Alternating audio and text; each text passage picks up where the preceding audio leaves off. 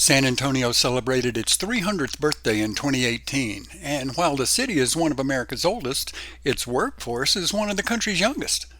YTexas founder Ed Curtis says with millennials now stepping into corporate leadership positions, that pool of young potential employees and the lifestyle they enjoy is particularly attractive to businesses considering coming to Texas. Welcome to BexarCast. I'm Randy Langford, and this is BexarCast, a weekly interview with business, political, education, and nonprofit leaders. We're examining the relationships between all four and how each one benefits from the success of the other three. Over more than 20 years as a Texas commercial banking executive, Ed Curtis witnessed an increasing number of clientele relocating their businesses here. As a result, he left banking to form YTexas, an elite business network that helps support, promote, and connect companies that are relocating and expanding into the Lone Star State. His ultimate vision is to build YTexas to national prominence and to replicate the program in states around the U.S.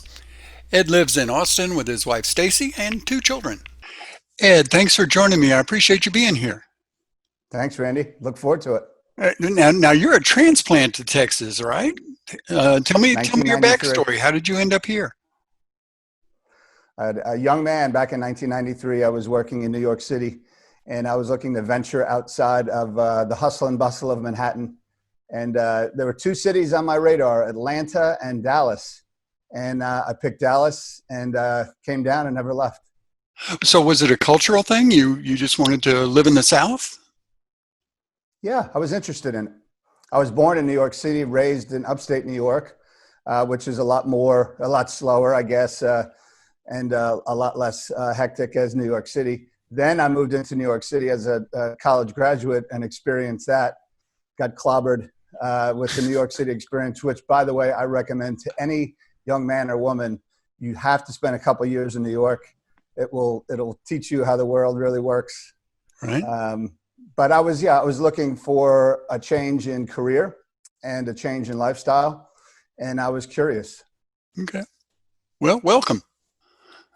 Yeah, thank you. Welcome. 27 years later? Well, so last year was the first year that I had lived longer in Texas than I have in New York. So okay. I don't think you consider me a Texan, but it's good enough for me. We're honorary, right? Yes, exactly. Now I just discovered YTexas. Tell me about that. What's that about? Well, it's about welcoming these new companies and people that are moving into the great state of Texas, but also showing them how it works here. And business is all about networking. It's all about who you know, no matter where you move from, whether it's overseas or within the United States. It's all about who you know. And we accelerate that process for these companies moving here to really get them connected with people that can help them make money, help them give back to the community, and really understand how to maximize their experience in Texas. It's a really big state.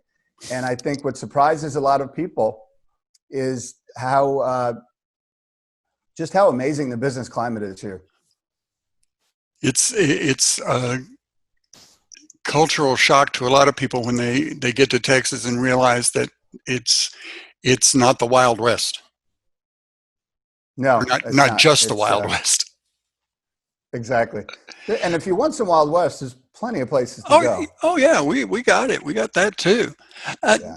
One of the things that BexarFest is about is workforce development. We want kids to get a chance to experience media production and get a look inside a nonprofit organization. And that's a big part of what you're doing as well.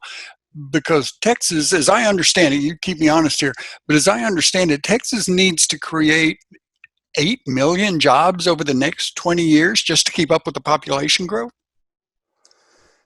Yeah, I mean, I don't know the exact numbers, but yes, that's very close. I mean, over the next 10 years, we'll probably add about maybe 5 million people over the next 10 years.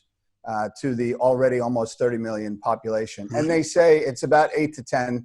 For every 10 million, there'll be 8 million jobs that are needed. So yeah, that's a very accurate number. Again, those numbers keep changing pre and post COVID, but I think we've all experienced, if you were doubting whether or not the growth in Texas was going to continue post-COVID, I think that answer is and a resounding yes, it is going to continue to grow. And Right. yes, that's our biggest challenge, is adding those jobs. And look, employing our own kids is really the big. I mean, it's easy to import talent. That's easy. It's expensive, but it's easy. We want to avoid. We want to welcome new companies and people moving here and relocating, but we want our children to be filling those jobs. When you're talking with these corporate executives and they're talking about relocating to Texas, or actually have relocated to Texas, what's the one thing they don't expect? What's the biggest surprise? Yeah, it'll surprise you because we take it for granted, but it's the philanthropic nature of our business community. Oh, wow. And again, it's not that other states aren't doing this, but on the list of priorities for a company in a particular region, San Antonio is a perfect example. I mean, companies like Hultcat and the Spurs and HEB and CPS Energy. I mean, it's probably one or two on their list is giving back to the community, whether it's money, time, or expertise.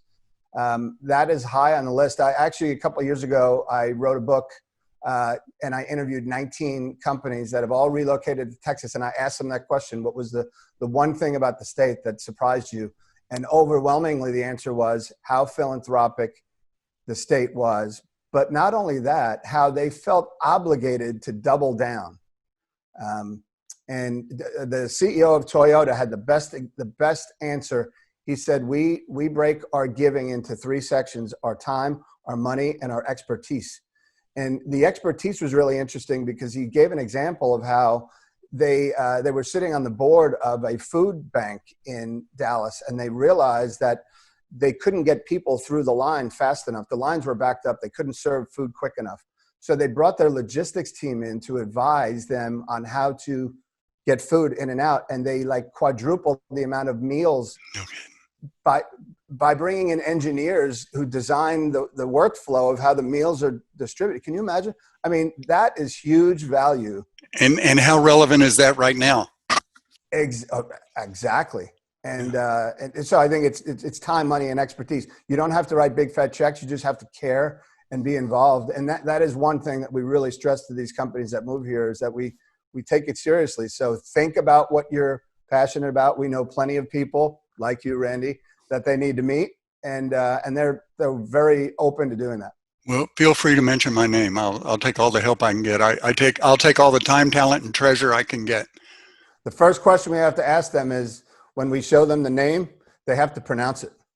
Oh, Bear. Yeah, right? Yeah, and it's not Bexar. It's not BexarCast. That's great. Well, those new jobs, where are they going to come from? What industries are going to grow post-COVID? Randy, it's all technology. Okay. Healthcare, oil and gas, education, professional services, banking, it doesn't matter. It's all technology. And it's whether it's cybersecurity or whether it's software development or even things like Bitcoin. And our world is going to change, and it's all going to be centered around technology. Okay. So one of the elements of BearFest is that we're putting kids in real world work situations where they have a client and that client has an objective, and it's up to them as the vendor to figure out how to get there, how to do that. In the going forward world, in the technology world that you're describing, how valuable are the skills that the kids are learning in that process going to be? They're learning communications, collaboration, problem solving. How important is that to be ready for those jobs that are coming? Well, I think they're learning it, and we don't realize that they're learning it. And I use this example all of the time. The games that the kids are playing now online is, and you watch the strategy and the communication and the collaboration that's involved.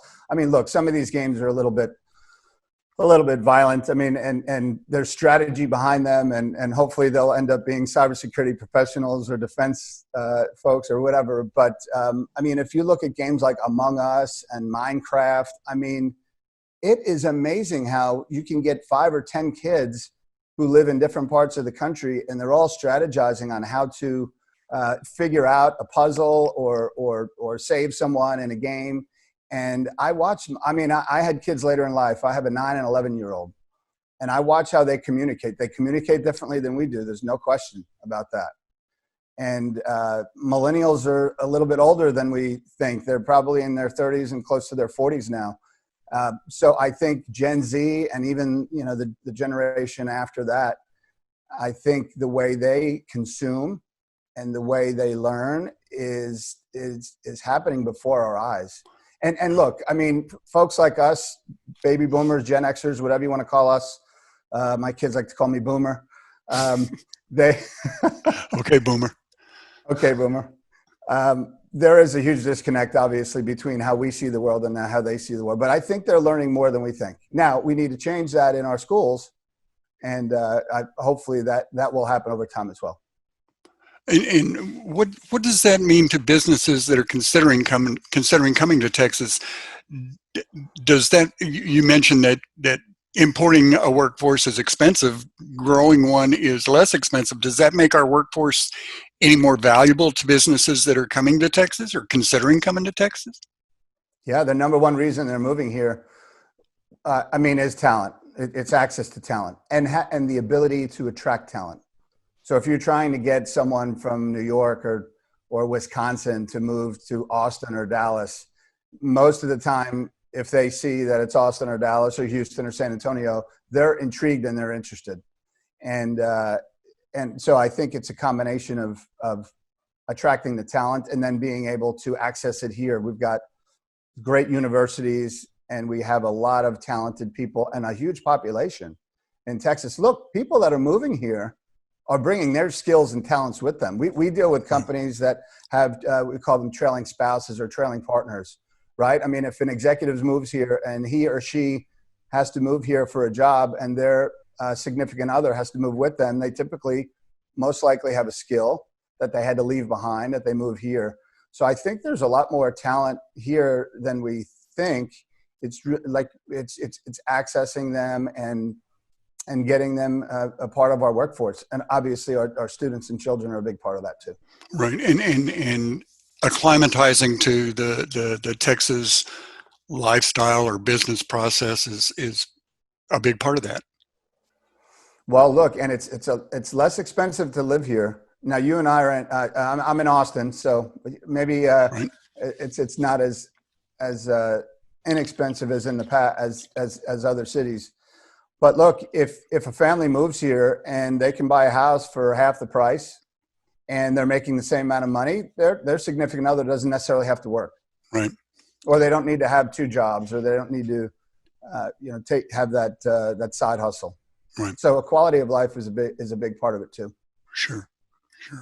But another one of the keys of BearFest is pairing high school students with nonprofit organizations.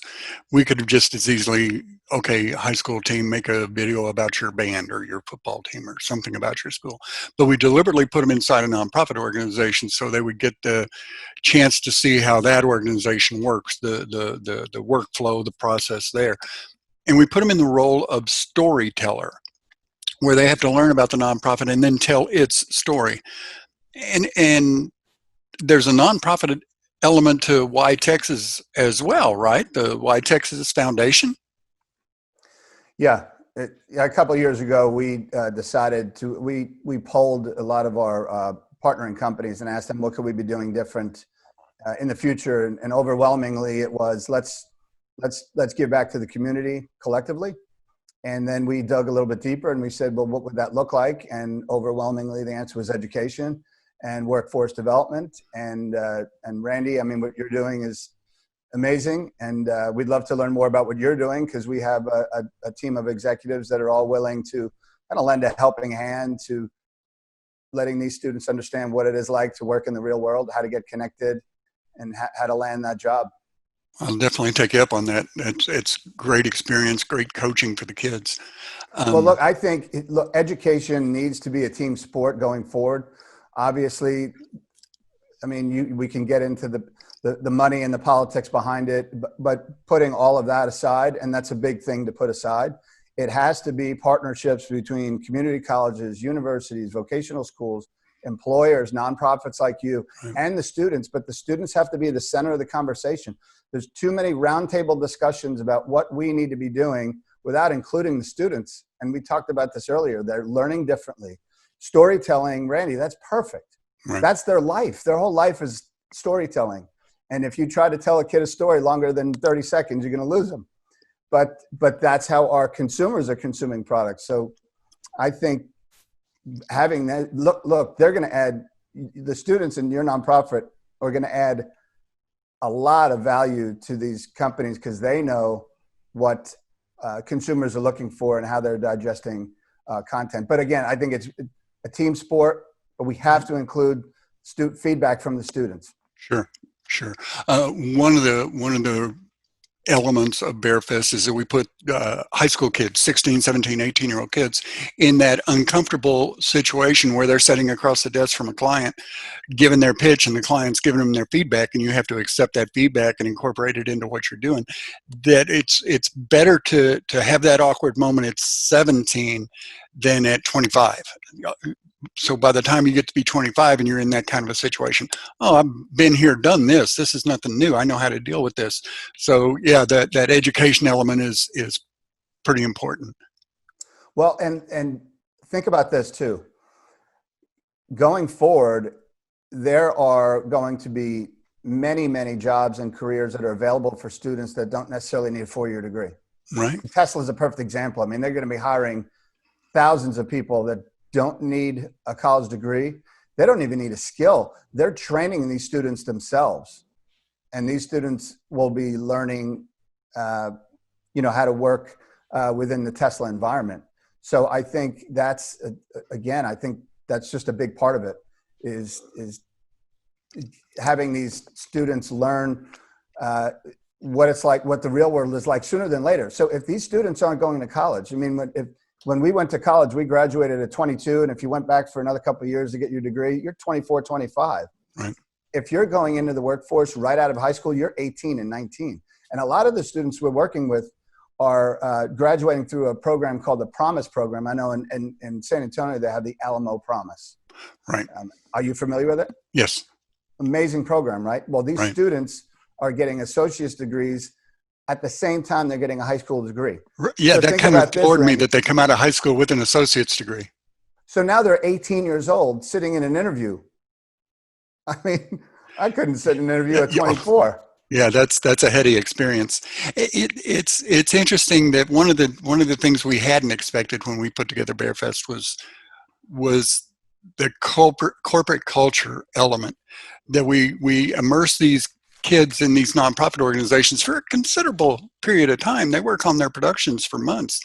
And what we found was they rub elbows and they get to know people who are compassionate and empathetic and working for something more than just a paycheck.